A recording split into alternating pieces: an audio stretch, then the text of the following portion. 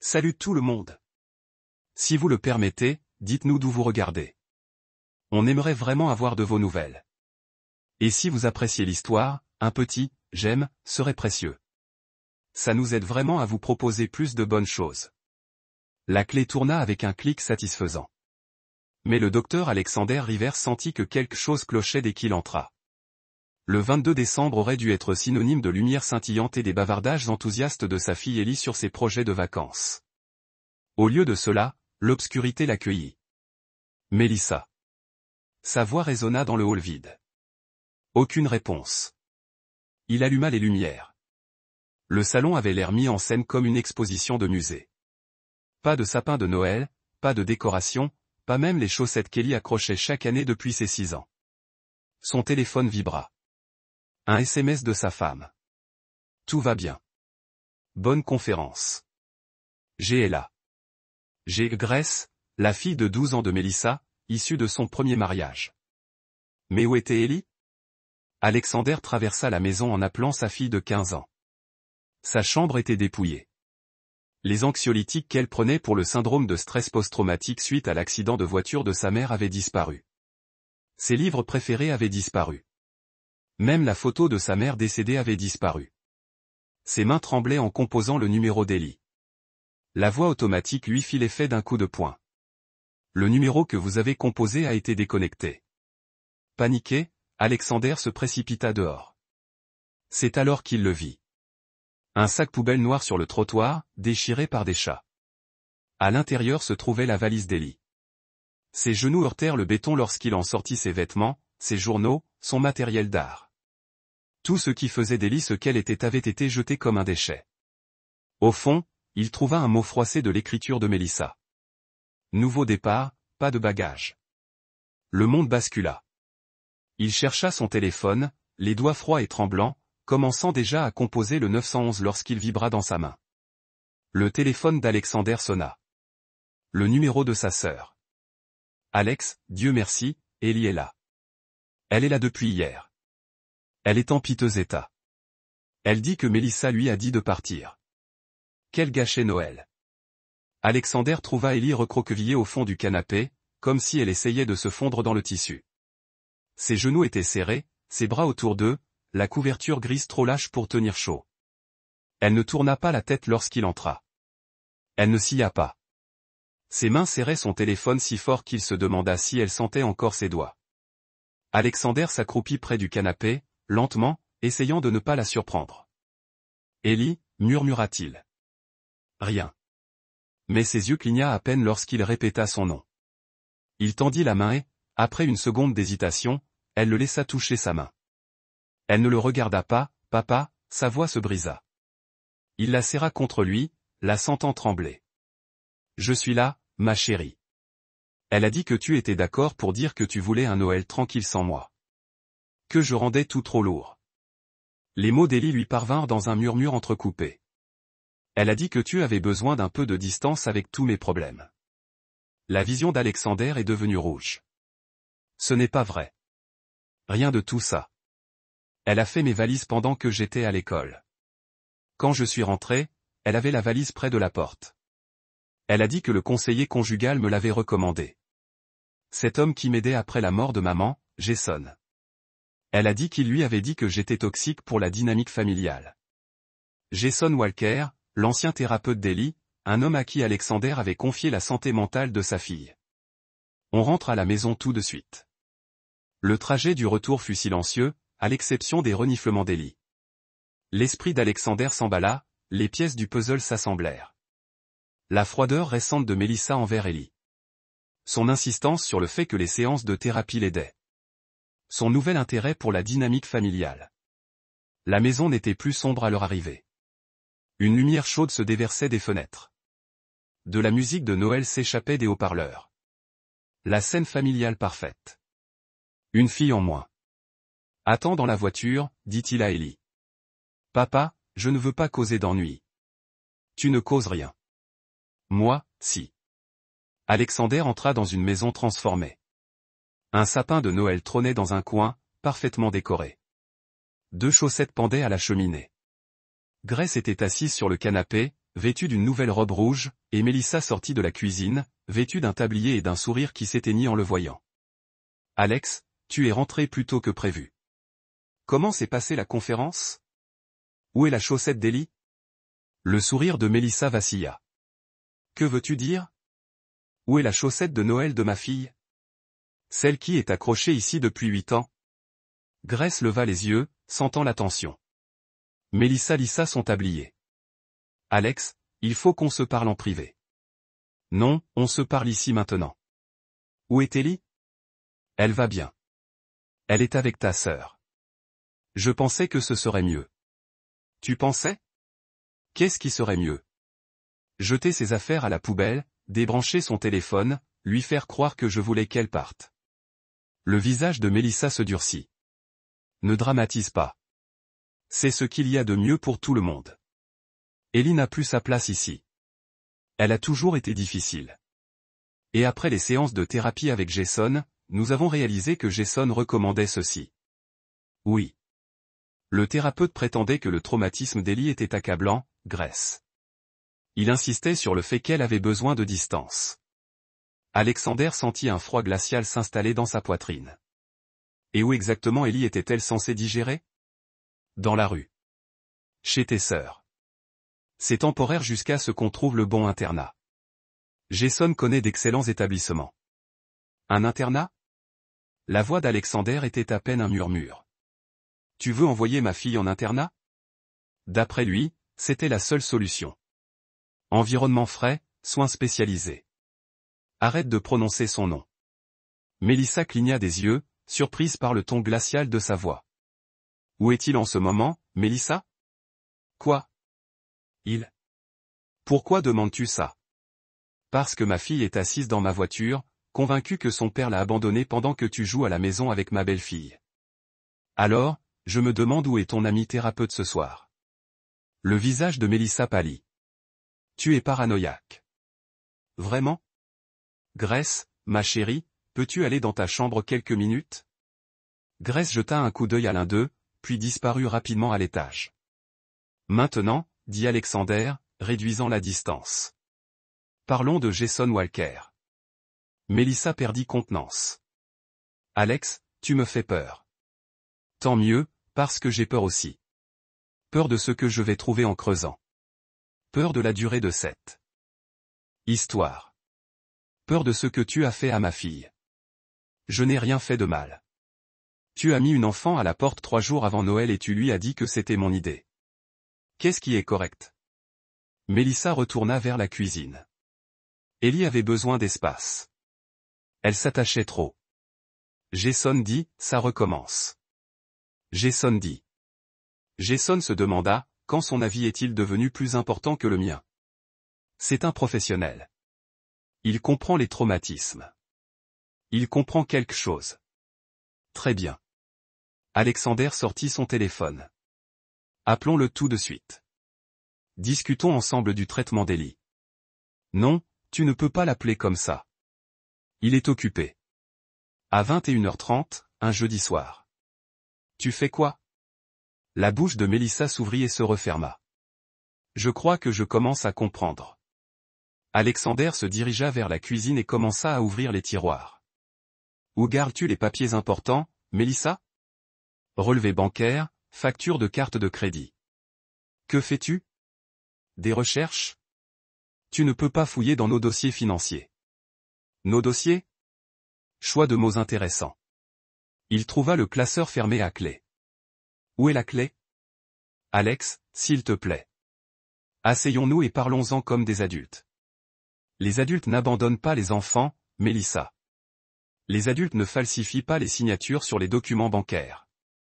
Il examina la serrure. Les adultes ne volent pas leurs conjoints pour financer leurs aventures. Alexander la regarda droit dans les yeux. Je parle du fait que tu ne me laisses pas appeler ton ami thérapeute. Je parle du fait que le traitement d'Ellie a soudainement nécessité son expulsion. Je parle du fait qu'il n'y a pas de reçu pour le sapin de Noël dans cette maison, mais qu'il y a un sapin parfaitement décoré ici maintenant. Il se dirigea vers la fenêtre de devant. Je parle aussi de la BMW garée 3 maisons plus loin, qui est là depuis mon retour. Celle avec la plaque d'immatriculation commençant par JDW. Jason David Walker, peut-être? Le visage de Melissa est devenu blanc. Il surveille la maison, n'est-ce pas? Il attend que je parte pour pouvoir revenir. Ça fait combien de temps que ça dure? Depuis combien de temps prévoyez-vous de vous débarrasser de ma fille? Ce n'est pas comme ça. Alors, raconte-moi ce que c'est. Melissa s'est effondrée sur une chaise, les larmes aux yeux. Je t'aime, Alex. J'aime notre famille. Mais Ellie, elle est si difficile depuis ses 15 ans. Les cauchemars, les sautes d'humeur, la façon dont elle me regarde comme si j'étais son ennemi. Jason m'a aidé à voir qu'elle serait peut-être plus heureuse ailleurs. Ailleurs? Comme un pensionnat qui coûte 50 000 $ par an. Comment as-tu deviné? D'où vient l'argent, Melissa? Silence. D'où vient l'argent? On a des économies. Non, on avait des économies. D'où vient l'argent? Alexander retourna au classeur. La serrure était bon marché, décorative. Un coup sec et elle s'ouvrit. Il en sortit des relevés bancaires, des relevés de cartes de crédit, des relevés d'investissement. Ce qu'il trouva le glaça. Un nouveau compte à son nom, un compte qu'il n'avait jamais ouvert. Des frais de scolarité à la Riverside Academy for Troubled Youth. Des virements bancaires à Jason Walker Therapeutic Service. Une avance de 3 mois sur la location d'un chalet de luxe. Tout cela signé de sa fausse signature. Bon sang, Melissa. Alex, je peux t'expliquer. Expliquer quoi? Expliquer comment tu as vidé nos comptes dans mon dos pour payer cette trahison.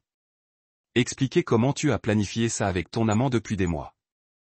Ce n'est pas mon amant. Alors pourquoi sa voiture est-elle toujours garée en bas de la rue? Pourquoi y a-t-il des reçus d'hôtel ici, datant exactement des mêmes dates que celles où j'étais à des conférences médicales? Pourquoi y a-t-il un reçu pour de la lingerie que je ne t'ai jamais vu porter?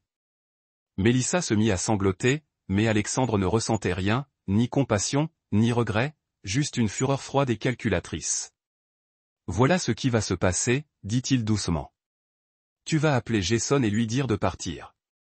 Ensuite, tu feras tes bagages ce soir. Alex, s'il te plaît. Je n'ai pas fini. Demain matin, tu m'accompagnes à la banque pour annuler toutes les transactions frauduleuses. Tu vas avouer les délits financiers que tu as commis et tu vas supplier ma fille de te pardonner. Je ne peux pas. Tu ne comprends pas la situation dans laquelle ça me met. Je comprends parfaitement. Tu es un criminel. Tu as conspiré avec un thérapeute agréé pour commettre une fraude et abandonner un enfant. La seule situation dans laquelle ça te met, c'est la prison. Melissa se leva, la colère remplaçant les larmes. Tu ne peux rien prouver. Je ne peux pas? Grace, appela-t-il en haut. Tu peux descendre une minute? Grace apparut en haut des escaliers, l'air effrayé. Grace, ma chérie, j'ai une question importante à te poser. Quand j'étais à ma conférence la semaine dernière, est-ce que quelqu'un a passé la nuit ici? Grace jeta un coup d'œil à sa mère, puis à Alexander. Je ne veux causer d'ennui à personne. Toi je ne veux pas. J'ai juste besoin de savoir la vérité. Monsieur Jason est venu dîner. Il a dormi dans ta chambre. Maman a dit que tu étais au courant. Elle a hésité, puis a ajouté doucement. Elle m'a dit de ne rien dire. Elle a dit que ça te blesserait si j'en parlais. Le déclic final s'est fait. Alexander a regardé Melissa. Sors. Alex, sors de chez moi maintenant avant que j'appelle la police. Tu ne peux pas me mettre dehors. J'habite ici. Tu as fraudé en utilisant mon nom. Tu as abandonné mon enfant. Tu as amené ton amant dans mon lit. Et c'est moi. Le visage de Melissa s'est déformé en une expression hideuse. D'accord, mais tu n'auras jamais Grace. C'est ma fille et elle ne te choisira jamais à ma place. Grace. Alexander s'est tourné vers l'enfant de 12 ans qui se tenait dans l'escalier. Tu veux rester avec moi et Ellie ou aller avec ta mère? Grace les regarda tour à tour, déchirée. Ses lèvres tremblaient. Je ne sais pas. J'aime maman, mais elle a regardé vers la porte d'entrée où Melissa était allée, puis de nouveau vers Alexander. Je ne voulais plus qu'Ellie soit seule. La trahison se lisait sur le visage de Melissa. Melissa sortit en trombe, claquant la porte si fort que les vitres claquèrent. Alexander attendit 30 secondes, puis se dirigea vers la fenêtre de devant. La BMW avait disparu. Il se tourna vers Grace, toujours debout dans l'escalier, l'air perdu. « Tu vas bien, ma chérie ?» Elle hocha la tête en s'essuyant les yeux. « Ellie rentre-t-elle vraiment à la maison ?»« Elle n'est jamais partie. C'est sa maison. » Le visage de Grace se décomposa. « Je suis désolé, papa. Je voulais te parler de Monsieur Jason, mais maman a dit que ça te blesserait. Elle a dit, tu étais trop occupé par le travail pour te soucier de nous de toute façon. » Alexander s'assit sur la dernière marche et serra Grace dans ses bras. « Tu n'as rien fait de mal. Rien. Et je tiens toujours. À toi et à Ellie. À vous deux. » Alexander sortit chercher Ellie dans la voiture. Elle dormait, recroquevillée comme un animal blessé. Lorsqu'il la réveilla doucement, elle regarda autour d'elle, perplexe. « On rentre vraiment ? C'est ta maison, Ellie. Ça a toujours été ta maison. À la maison. » Les retrouvailles furent d'abord gênantes. Grace se tenait près de la porte, les bras autour d'elle, son sac à dos toujours en bandoulière, comme si elle n'était pas sûre de rester. Ellie était assise au bord du canapé, les genoux serrés, les mains si serrées que ses jointures étaient blanches. Aucune d'elles ne bougea. Alexander se tenait dans la cuisine, observant en silence l'espace entre les filles s'étirer comme une faille. Il ne l'interrompit pas, posa simplement 2 tasses de chocolat chaud sur la table basse et recula. « Je ne sais pas, » dit finalement Grace, sa voix se brisant sur le dernier mot. Ellie ne leva pas les yeux. « Tu n'as pas demandé, » dit-elle d'une voix calme mais neutre. « Je ne savais pas comment. » Le menton de Grace tremblait. « J'ai cru que tu voulais peut-être partir, que tu étais en colère contre moi. Maman a dit que c'était ta décision. » Ellie cligna des yeux. Ce n'était pas le cas. Puis Grace laissa tomber son sac et traversa la pièce en 3 pas. Elle s'assit à côté d'Ellie et tendit la main, incertaine. Ellie ne se détourna pas. « Je suis désolée, » murmura Grace. De l'avoir cru, de ne pas avoir lutté plus fort. Ellie se tourna finalement lentement vers elle. Son visage était calme, mais ses yeux étaient humides. « Tu es là maintenant. » Et ce fut tout. Grace s'effondra contre elle, les bras serrés. Ellie la laissa faire. Elle ne la serra pas dans ses bras tout de suite, mais ne la repoussa pas non plus. Alexander les observait depuis le couloir, la gorge serrée. Il n'eut pas besoin de dire quoi que ce soit. Il prépara un chocolat chaud et les laissa discuter pendant qu'il se retirait à son bureau pour téléphoner. Le premier appel fut adressé à son avocat, Martin Rodriguez. « Alex, il est tard. Tout va bien ? Martin, je dois te voir demain matin à la 1re heure. J'ai une affaire de fraude, de falsification et de mise en danger d'enfants. Seigneur, es-tu en sécurité ? Les enfants sont en sécurité ? Nous sommes en sécurité, mais je dois agir vite. Ma femme a falsifié ma signature sur des documents financiers et elle a comploté avec un thérapeute pour retirer ma fille de la maison. Apportez tout ce que vous avez. Documents, reçus, tout. Je m'en charge. Ma matinée. » Le deuxième appel concernait l'ordre des médecins de l'État. Je dois déposer une plainte contre un thérapeute agréé pour manquement à l'éthique et fraude potentielle. Alexander leur a donné le numéro de licence de Jason Walker, trouvé sur d'anciennes factures de thérapie. Il a détaillé la relation inappropriée avec un membre de la famille d'une cliente, les arrangements financiers et la recommandation de retirer une mineure de son domicile. Le troisième appel concernait sa banque. Je dois signaler une activité frauduleuse sur mes comptes. Lorsqu'il eut fini d'appeler, il était minuit passé. Les 2 fils étaient endormis sur le canapé. Grace entourait Ellie d'un bras protecteur. Alexander les recouvrit de couvertures et se rendit dans sa chambre. Les affaires de Melissa avaient disparu, mais son odeur persistait sur les oreillers. Il défait le lit, jeta tout dans la machine à laver et le remit avec des draps propres. Puis il s'assit au bord et se laissa aller à ressentir pleinement ce qui s'était passé. Son mariage était terminé. Sa confiance était brisée. Sa fille avait été traumatisée, mais elles étaient toutes en sécurité maintenant, et c'était l'essentiel. Son téléphone vibra, un SMS d'un numéro inconnu lui parvint. Ce n'est pas terminé. Tu ne sais pas à quoi tu as affaire. Alexander fixa le message, puis répondit, et c'est moi. 3 points apparurent, puis disparurent, puis plus rien. Demain apporterait avocat, rapport de police et conversation difficile. Demain apporterait le vrai combat. Mais ce soir, ses filles étaient rentrées et saines et sauves. C'en était assez pour l'instant. Alexander se réveilla à 5 heures du matin au son de son téléphone. Le numéro de Mélissa. Alex, il faut qu'on parle. Je pensais m'être bien fait comprendre hier soir. Tu ne comprends pas. Il me prévient que tu pourrais porter plainte. On ne peut pas porter des accusations sans preuve. Jason est avec toi en ce moment? Silence. Je prends ça pour un oui. Dis-lui que je le salue. Dis-lui que je le verrai très bientôt. Alex, s'il te plaît. Ne gâchons pas les choses. On peut trouver une solution. C'est déjà affreux. Mélissa, tu as brisé son sentiment d'appartenance. Elle se croyait indésirable, mal aimée. J'essayais de l'aider en me volant, en mentant. Pour elle, en invitant ton amant dans mon lit pendant que mes enfants étaient à la maison. Tu ne peux rien prouver de tout ça. Alexander sourit sombrement. En fait, je le peux. Grace m'a parlé de Jason qui est resté dormir. Tes relevés téléphoniques montreront la communication. Les relevés bancaires montrent la fraude. Et j'ai autre chose que tu ignores. Quoi? Ellie tenait un journal intime, des notes détaillées sur chaque conversation qu'elle avait eue avec Jason pendant la thérapie, chaque suggestion qu'il faisait sur sa toxicité pour la famille. Chaque fois qu'il posait des questions inappropriées sur notre mariage, chaque fois qu'il recommandait qu'elle soit retirée de la maison, il entendait la respiration haletante de Mélissa.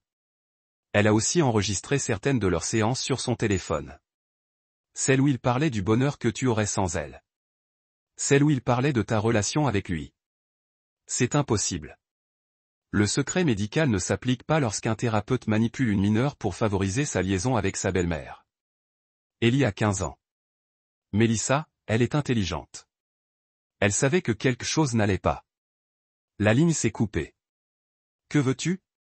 Je veux que tu. Rendez-vous tous les deux. Je veux que vous avouiez la fraude, le faux et le complot. Et je veux que vous restiez loin de mes enfants. Et si je ne le fais pas, je divulgue tout à la police, à l'ordre des médecins, à votre employeur et aux médias. Jason perd sa licence et ira probablement en prison. Vous perdez Grace et tout droit sur nos biens, et tout le monde dans cette ville sait exactement quel genre de personne vous êtes. Vous ne gâcheriez pas la vie de Grace juste pour me faire du mal. Je ne gâche pas la vie de Grace. Vous l'avez déjà fait. Je fais juste le ménage. Mélissa raccrocha. Alexander prépara le petit déjeuner pour les filles, gardant un ton léger malgré la tempête qui grondait autour d'elle. Grace picorait nerveusement sa nourriture. Papa, que va-t-il arriver à maman? Je ne sais pas, ma puce, mais quoi qu'il arrive, on s'occupera de toi. Je te le promets. Ellie leva les yeux d'eux. Ses œufs. Elle ne reviendra vraiment pas? Tu veux qu'elle revienne? Ellie réfléchit sérieusement. Je veux la mère qui m'aidait avant. Avec les devoirs et me rassurer. Mais cette personne, je ne pense pas qu'elle existe encore. Le cœur d'Alexander se brisa un peu plus. Peut-être que si. Peut-être qu'un jour elle se souviendra comment être à nouveau cette personne. Mais pour l'instant, elle n'est en sécurité pour aucun de vous. Après le petit déjeuner, Alexander a conduit les filles à l'école et s'est dirigé vers son cabinet d'avocat. Martin Rodriguez était un spécialiste du droit de la famille qui avait traité les affaires juridiques d'Alexander. C'était aussi un ancien procureur qui comprenait le droit pénal. C'est grave, Alex. Vraiment grave. Martin a étalé les documents sur sa table de conférence. La fraude financière à elle seule est un crime. Ajoutez à cela la mise en danger d'enfants et les manquements à l'éthique. Si cela se confirme, ils encourent tous les deux de lourdes conséquences. Et Grace? Mélissa peut-elle la prendre? Pas si elle est reconnue coupable de fraude. Et certainement pas si les services sociaux déterminent que Grace a été mise en danger par la situation. Un juge n'accordera pas la garde à une femme qui a commis des crimes et a amené son amant à côtoyer des enfants mineurs. Que recommandez-vous? Tout classer. Porteur plainte pour fraude. Plainte déontologique contre le thérapeute. Demande de garde pour Grace. Ordonnance restrictive pour les deux filles. Les frapper avec tous les coups d'un coup, et durement. Cela ne les désespère-t-il pas? Plus susceptibles de fuir ou de faire une bêtise. Martin sourit d'un air sombre. C'est là-dessus que je compte. Les gens désespérés font des erreurs, et quand ils font des erreurs, ils nous fournissent plus de preuves. Ils ont passé la matinée à remplir des papiers. Rapport de police pour fraude et faux. Rapport des services sociaux pour mise en danger. Demande de garde d'urgence pour Grace, ordonnance restrictive, empêchant Melissa et Jason de contacter l'une ou l'autre des filles. À midi, la machine judiciaire était en marche. Le téléphone d'Alexander a sonné alors qu'il quittait le palais de justice. Inspectrice Sarah Martinez de l'unité des crimes financiers. Docteur Rivers, nous avons examiné votre plainte. Nous aimerions vous convoquer pour une déposition officielle cet après-midi, et nous aimerions également parler à vos filles, avec votre permission. Bien sûr, tout ce dont vous avez besoin. Il y a autre chose. Nous avons effectué des vérifications préliminaires sur Jason Walker. Il a déjà fait l'objet de 2 enquêtes pour relations inappropriées avec des clients. Aucune accusation n'a été portée, mais il y a une tendance. Alexander a eu un frisson. Quel genre de tendance? Il cible les familles vulnérables, généralement des femmes en instance de divorce ou s'occupant d'enfants traumatisés. Il se fait passer pour un aidant, puis manipule la situation à son avantage. Votre affaire pourrait être la clé pour l'arrêter. Que voulez-vous de moi? Tout ce que vous avez est le témoignage de votre fille sur ce qu'il leur a dit. Cela va bien au-delà de votre famille, Dr Rivers. Nous pensons que vous avez peut-être découvert quelque chose de bien plus grave. Alexander est allé chercher les filles à l'école plus tôt que prévu, leur expliquant qu'elles devaient parler à un enquêteur. Ellie semblait soulagée de pouvoir enfin raconter son histoire. Grace était terrifiée. « Ai-je des ennuis ?» a demandé Grace dans la voiture. « Non, ma chérie. Tu n'as pas d'ennuis. Tu contribues à protéger d'autres enfants contre les blessures que toi et Ellie avez subies. » Le poste de police était moins intimidant qu'Alexander ne l'avait imaginé. L'inspectrice Martinez était une femme d'âge moyen au regard bienveillant et aux manières douces qui rassuraient les 2 filles. « Je veux que vous sachiez que vous n'avez aucun problème. » Elle leur a dit, « Nous sommes ici parce que certains adultes ont fait de mauvais choix et nous devons comprendre ce qui s'est passé pour assurer la sécurité des autres enfants. » Le témoignage d'Ellie a été bouleversant. Elle a décrit des mois de thérapie au cours desquels Jason l'a progressivement convaincue qu'elle nuisait au bonheur de sa famille.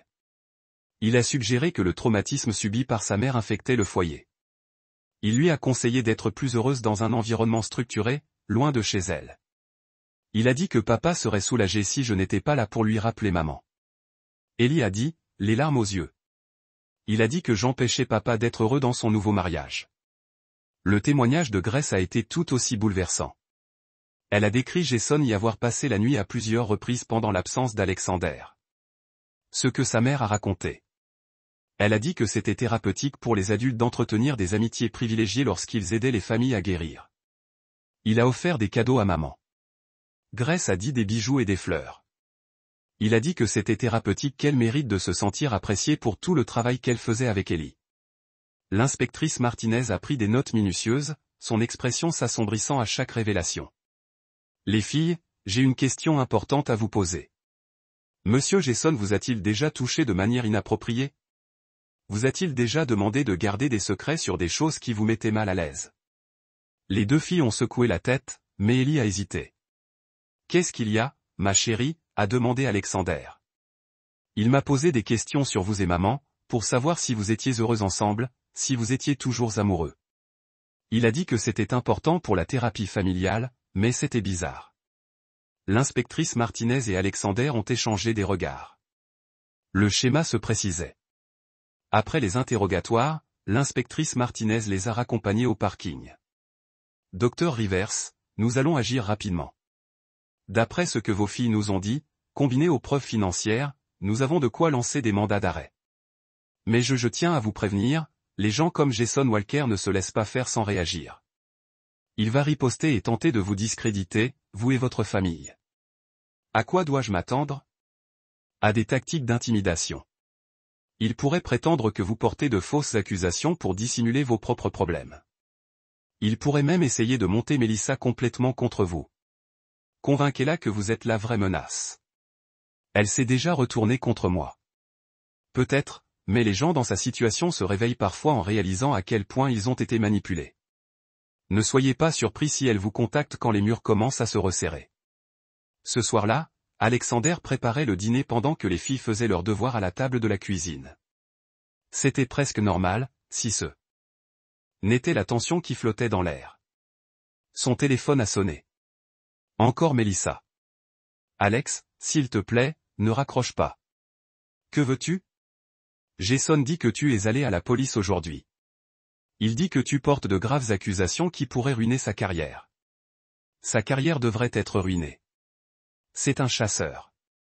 Il ne l'est pas. Il m'a aidé à comprendre qu'Ellie avait besoin de soins professionnels. Il m'a aidé.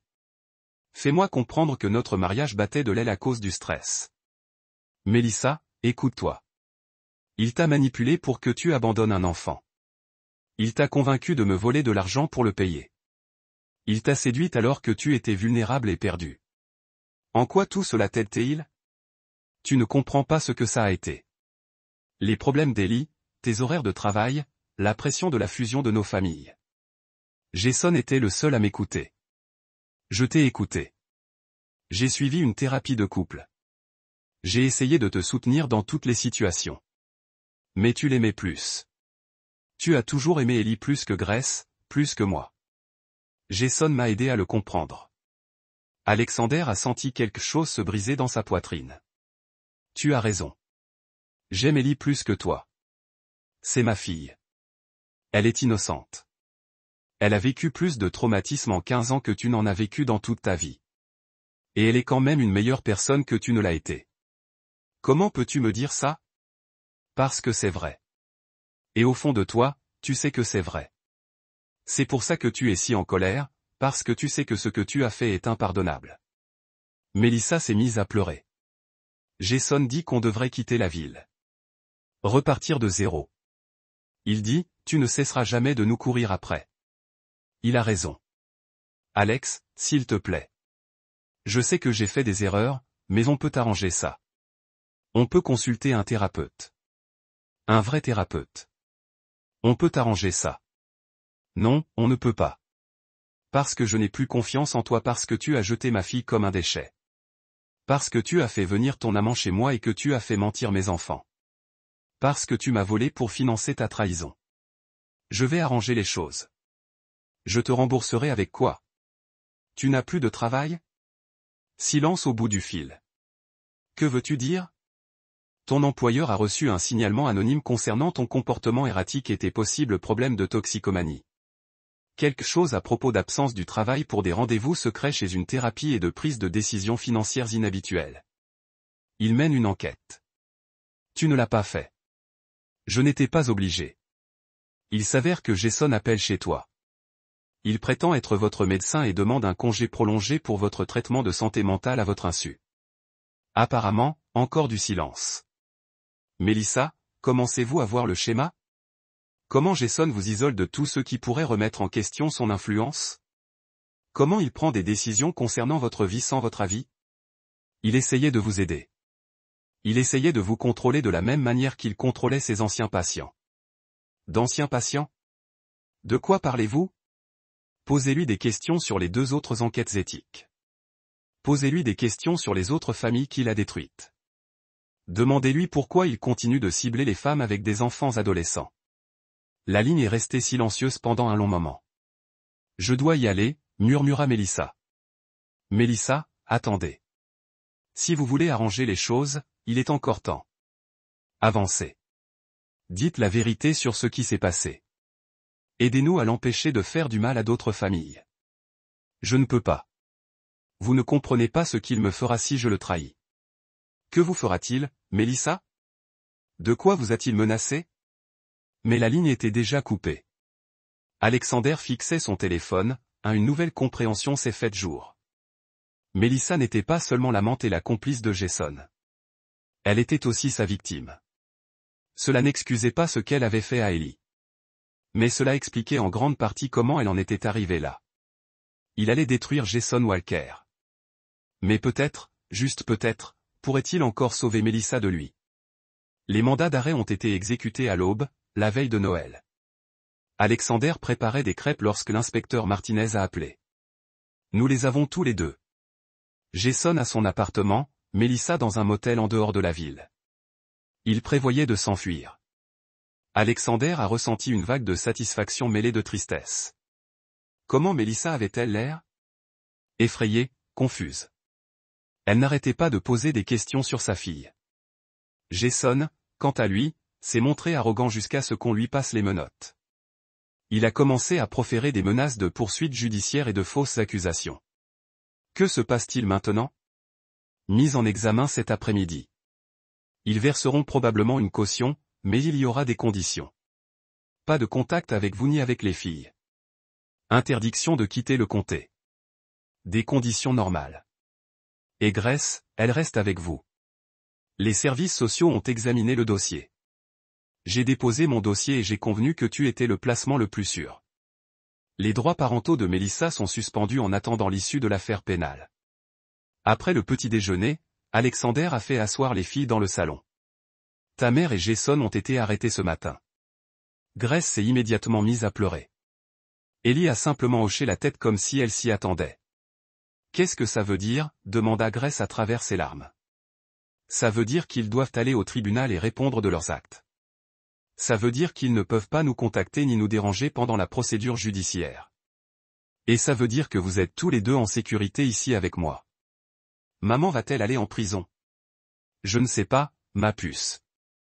Ça dépend de beaucoup de choses. Mais quoi qu'il arrive, tu auras toujours un foyer ici. Grace s'appuya contre l'épaule d'Alexander. Maman me manque comme elle était avant tout ça. Je sais. Elle me manque aussi. Mais la femme qui nous manque. Je ne pense pas qu'elle soit là depuis longtemps. Ellie prit la parole doucement. Tu crois qu'elle ira mieux en prison? Enfin, tu crois qu'elle se souviendra de qui elle était? Peut-être.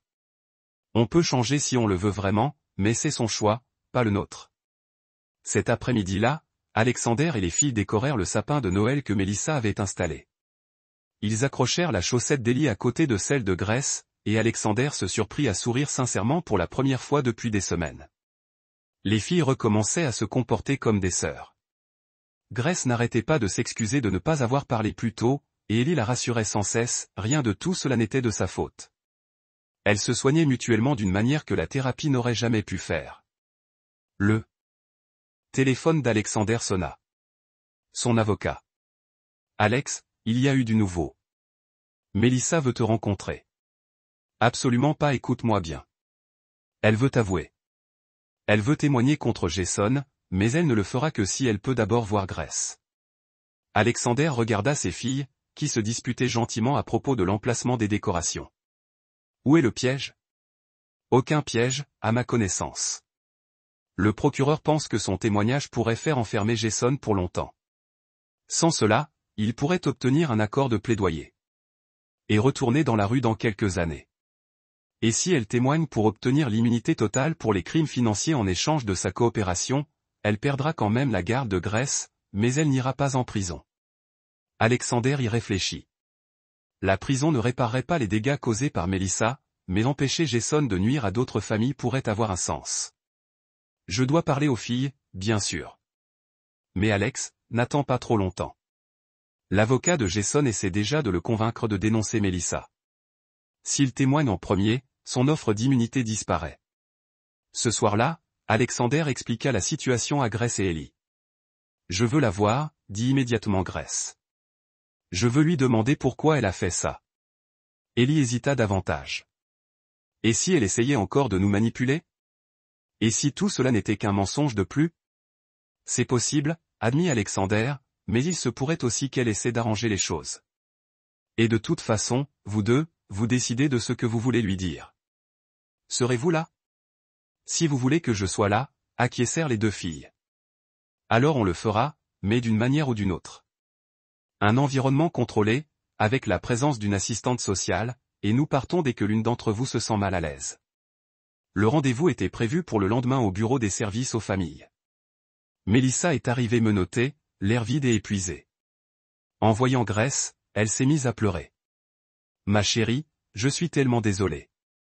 Je suis tellement désolée. Grace est restée figée un instant, puis s'est approché et a serré sa mère dans ses bras. « Tu m'as manqué, maman. Tu m'as manqué aussi, plus que tu ne le penses. » Ellie est restée en retrait, observant avec lassitude. Mélissa l'a remarqué et l'a regardé avec quelque chose qui ressemblait à de la honte. « Ellie, je ne sais pas comment m'excuser pour ce que je t'ai fait. » « Il n'y a pas d'excuse. »« Tu as raison. » »« Il n'y en a pas. » Mélissa a tressailli devant la froideur de la voix d'Ellie, mais a hoché la tête. « Je mérite ça. Je mérite pire que ça. »« Pourquoi ?» a demandé Ellie. « Pourquoi as-tu fait ça ? Je pensais que tu m'aimais. Je t'aimais vraiment. Je t'aime vraiment. Mais Jason, il m'a fait voir les choses différemment. Il m'a fait croire que tu étais la cause des difficultés de notre famille. Il m'a convaincu que tu serais plus heureuse ailleurs et Grace serait mieux sans cette compétition pour attirer l'attention. La compétition. Je n'ai jamais rivalisé avec Grace. Je le sais maintenant. Mais Jason avait une façon de tout déformer, de faire paraître les choses logiques. Il a dit que tu rappelais à Alex sa première femme et que cela l'empêchait de s'engager pleinement dans notre mariage. Il a dit que Grace se sentait négligée parce que tu attirais toute l'attention pour tes problèmes. Grace a pris la parole.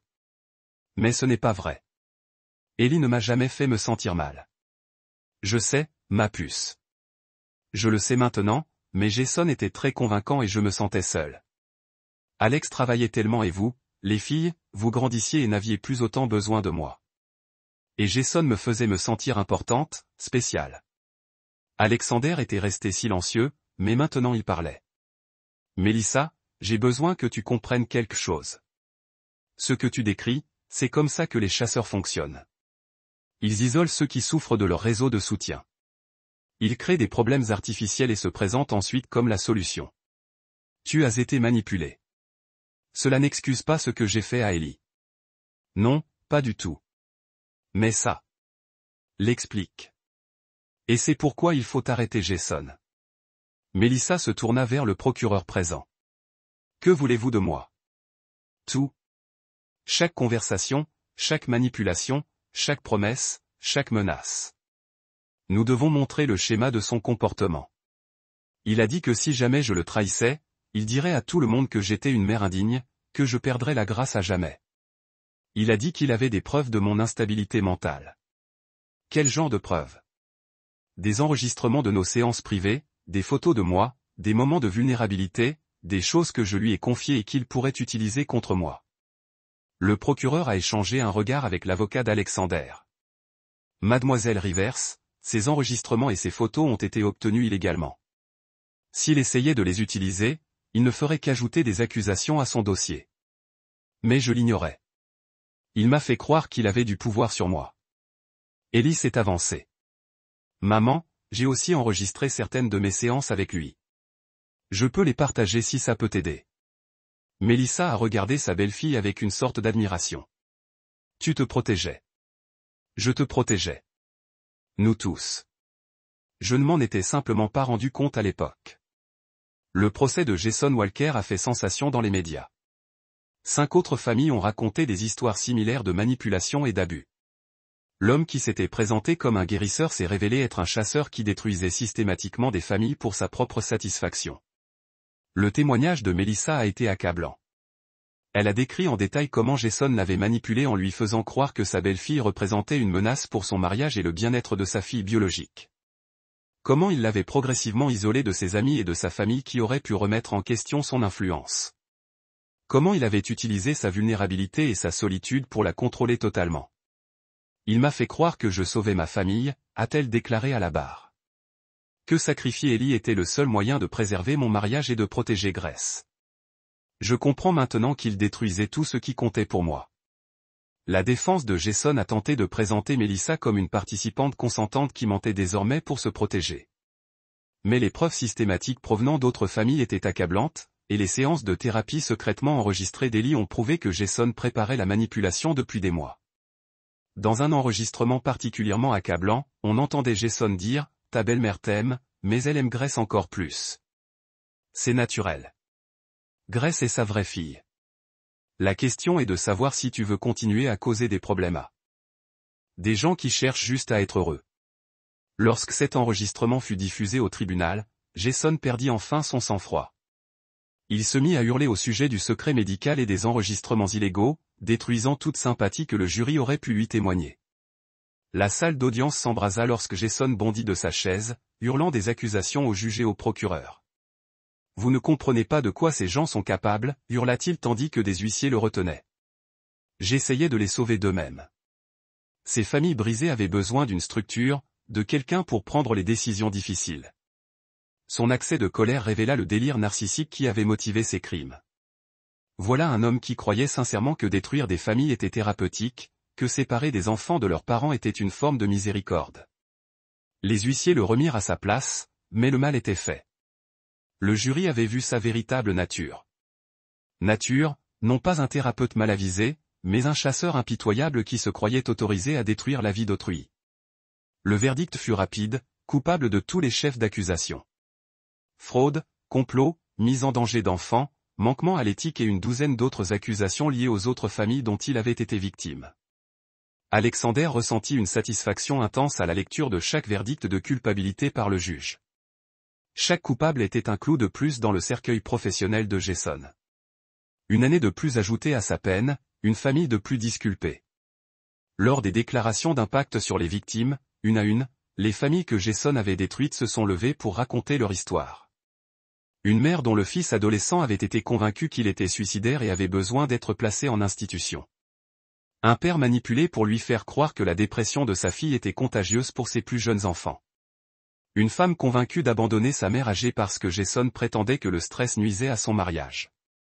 Quand vint le tour d'Ellie de parler, elle s'avança vers le podium, la tête haute. Ellie s'assit au bord de la chaise du témoin, les pieds touchant à peine le sol. Ses mains étaient jointes sur ses genoux, serrées. Elle ne regarda pas Melissa. Elle ne regarda pas Jason, seulement droit devant elle, calmement, droit derrière elle, comme si elle avait répété ça 1000 fois dans sa tête.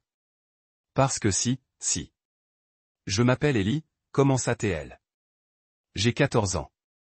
Je vis avec mon père, ou du moins je l'ai fait jusqu'à ce qu'il m'envoie. Sa voix ne tremblait pas. C'est ce qui frappa le plus Alexander. Elle n'avait pas peur, juste la fatigue. Fatiguée comme un enfant ne devrait pas l'être.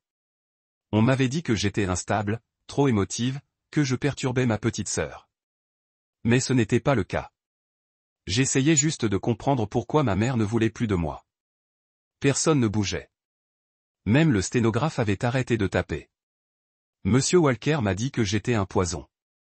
Ellie disait que ma présence était toxique, que mon père m'aimait trop et que cela nuisait au reste de la famille.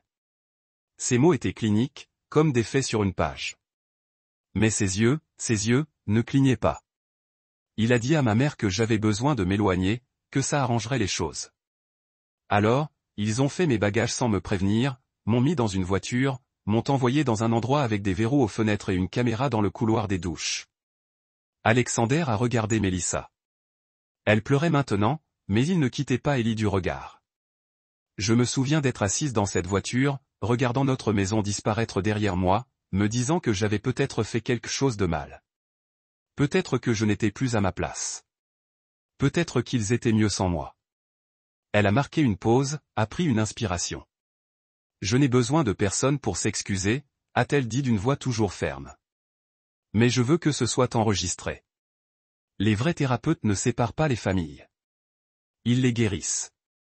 Les applaudissements ont été tonitruants, mais Jason n'a pas levé les yeux. Lors de la condamnation, le juge a été sévère. Monsieur Walker, vous avez utilisé votre position de professionnel de la santé mentale de confiance pour vous attaquer à des familles vulnérables. Vous avez détruit des relations, traumatisé des enfants et trahi la confiance sacrée placée en vous par les personnes en quête d'aide. Vos actes n'étaient pas une thérapie. C'était de la prédation déguisée en traitement.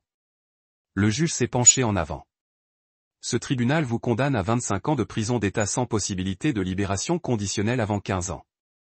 Vous ne pourrez plus jamais exercer la thérapie. Vos licences sont définitivement révoquées et il vous est interdit tout contact avec des mineurs ou des adultes vulnérables à votre libération. Alexander a vu le visage de Jason s'effondrer lorsque la réalité l'a frappé. 25 ans. Il serait un vieil homme à sa sortie, brisé et oublié. Jason a été emmené enchaîné. Sa carrière et sa liberté ont disparu à jamais. Melissa a plaidé coupable aux accusations de fraude financière. Le procureur a accepté un accord de plaidoyer, 3 ans de probation, des travaux d'intérêt général et la perte totale de ses droits de garde en échange de sa pleine coopération contre Jason. Le tribunal a reconnu l'ampleur de sa manipulation et de sa coercition, mais a souligné que ses actes n'en étaient pas moins lourds de conséquences. Elle n'avait droit qu'à des visites supervisées avec Grace une fois par mois et restait soumise à une évaluation psychiatrique obligatoire. Mais la transformation d'Alexander était loin d'être achevée. Le procès avait réveillé en lui quelque chose de sombre et de calculateur. Quelque chose qui trouvait satisfaction à voir ses ennemis subir une destruction totale. L'emprisonnement de Jason ne suffisait pas, Alexander voulait s'assurer que son héritage soit complètement effacé. Grâce à ses relations médicales et à un détective privé, Alexander découvrit que Jason cachait des actifs sur des comptes offshore, argent volé à d'anciens malades au fil des ans. Il transmit cette information au FBI, ce qui entraîna des accusations fédérales de blanchiment d'argent qui alourdirent la peine de Jason de 10 ans. Alexander fit également réviser la thèse de doctorat de Jason, puis la révoquer après la découverte de preuves de plagiat. Ses articles de recherche publiés furent retirés des revues universitaires. Les prix qu'il avait reçus furent annulés. Son nom fut systématiquement effacé du monde professionnel comme s'il n'avait jamais existé. Le détective privé avait découvert autre chose.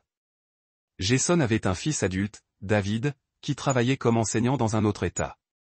David était séparé de son père depuis des années, mais maintenait un contact minimal avec lui. Alexander organisa une rencontre avec David sous prétexte de discuter des crimes de son père. Au cours de leur conversation, Alexander révéla soigneusement des preuves suggérant que l'enfance de David avait été le premier terrain d'expérimentation de Jason pour ses tactiques de manipulation. « Ton père n'a pas seulement détruit ma famille », lui dit Alexander. Il perfectionne ses techniques depuis des décennies. Les preuves suggèrent qu'il a utilisé des méthodes similaires sur ta mère lors du divorce de tes parents. Le visage de David pâlit lorsqu'Alexander lui montra les schémas avérés. La façon dont Jason avait isolé sa première femme de son réseau de soutien. La façon dont il avait convaincu David que sa mère était mentalement instable. La recommandation d'internat qui avait séparé David de sa mère à 14 ans. Cette prise de conscience frappa David comme un coup dur. Il avait été la première victime de Jason. Le prototype de toutes les familles qui ont suivi. La réponse de David fut rapide et brutale. Il écrivit une lettre publique détaillant les manipulations de son père sur sa propre famille. Il accorda des interviews aux médias locaux. Il témoigna devant le Conseil d'État des licences concernant le comportement agressif de Jason envers son propre fils. Plus bouleversant encore, il rendit visite à Jason en prison. « Je sais ce que tu es », dit David à son père à travers la vitre blindée. « Je sais ce que tu as fait à moi, à maman, à toutes ces familles. Et je veux que tu saches que lorsque tu mourras dans cette cage, je ne serai pas à tes funérailles. Personne ne le sera, car tu n'as jamais aimé personne et personne ne t'a jamais aimé. » Jason tenta de répondre, de manipuler son fils une dernière fois, mais David s'en alla tout simplement. Il changea légalement de nom de famille, déménagea à l'autre bout du pays et ne reparla plus jamais à son père. Alexander reçut un appel du directeur de la prison 2 semaines plus tard. Jason avait été retrouvé dans sa cellule, catatonique, les yeux rivés au mur. Le psychiatre de la prison diagnostiqua une dépression nerveuse complète. Il fut transféré à l'infirmerie, où il passerait probablement le reste de sa peine, inerte. Le chasseur qui avait détruit tant de mines avait finalement complètement cédé sous le poids de sa propre malveillance. Jason anéanti et Melissa réduite à des visites surveillées, Alexander pouvait enfin se concentrer sur la reconstruction de sa famille. Mais cette expérience l'avait fondamentalement transformé. L'homme doux et confiant qui était revenu de cette conférence médicale avait disparu, remplacé par quelqu'un de plus dur, de plus calculateur et d'infiniment plus protecteur. Alexander s'était investi dans la vie de sa fille avec une intensité qui frisait l'obsession. Il assistait à tous les événements scolaires, surveillait toutes les amitiés, se documentait sur tous les professeurs. Les filles comprenaient son hypervigilance. Elles avaient vécu le même traumatisme. Ellie, aujourd'hui âgée de 16 ans, était devenue une jeune femme féroce qui ne faisait confiance à personne en dehors de son petit cercle familial. Elle avait lancé un blog sur la reconnaissance des tactiques de manipulation, qui avait gagné un large public auprès des adolescents. Son écriture était percutante et perspicace, mais comportait une pointe de cynisme qui inquiétait Alexander. Grace, aujourd'hui âgée de 13 ans, était devenue farouchement protectrice envers son père et sa sœur. Elle surveillait attentivement les visites mensuelles de Mélissa, signalant tout ce qui semblait manipulateur. Elle s'était autoproclamée gardienne émotionnelle de la famille, un rôle trop lourd de responsabilité pour quelqu'un de son âge.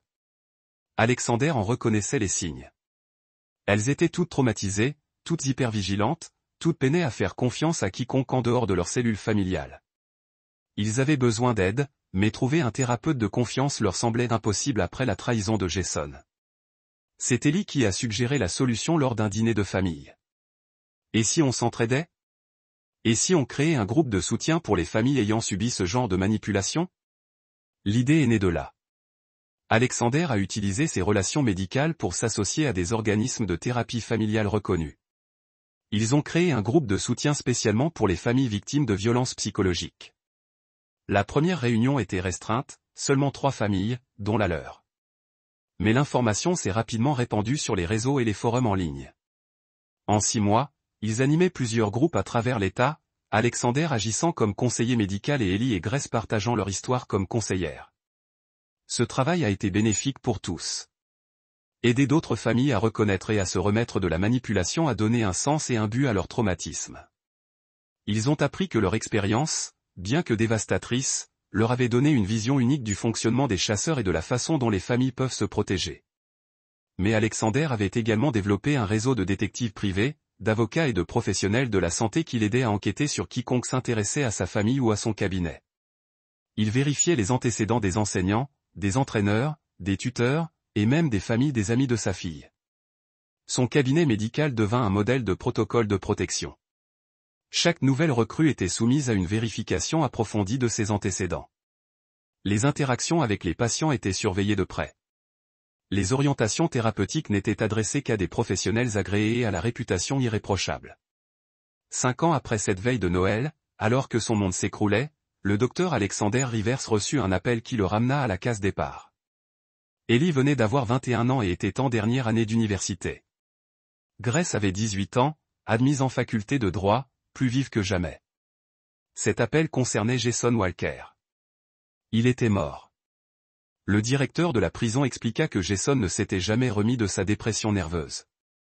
Il avait passé ses dernières années comme une coquille vide, incapable de reconnaître les visiteurs ou de réagir aux stimuli. Il mourut seul dans le service médical de la prison, sans personne pour réclamer son corps. Alexander ne ressentait rien.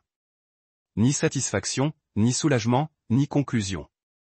Jason était devenu insignifiant depuis des années, un fantôme d'un cauchemar qu'ils avaient tous dépassé. Il annonça la nouvelle à ses filles au dîner ce soir-là. Ellie, aujourd'hui âgée de 21 ans et en dernière année d'université, était devenue une jeune femme remarquable. Grace, 18 ans, sur le point d'entrer à l'université, envisageait d'étudier le droit et, plus tard, de poursuivre des crimes contre des enfants. Je n'arrête pas de penser à quelque chose, dit Grace après qu'ils eurent assimilé la nouvelle. Tu te souviens quand il disait qu'il aidait les familles à guérir, qu'il nous rendait plus forts? Et alors, demanda Alexander. Étrangement, il avait raison. Pas comme il le pensait, mais ce que nous avons traversé a fait de nous ce que nous sommes, a fait de nous des combattants, a fait de nous des protecteurs d'autres familles, acquiesça Ellie. Sa malveillance est devenue notre raison d'être. Sa destruction est devenue notre construction. Grace leva son verre d'eau pour porter un toast. À la famille indestructible.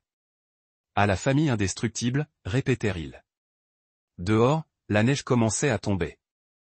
La première neige d'un autre Noël. Mais cette fois, la maison était chaleureuse et lumineuse, remplie d'amour.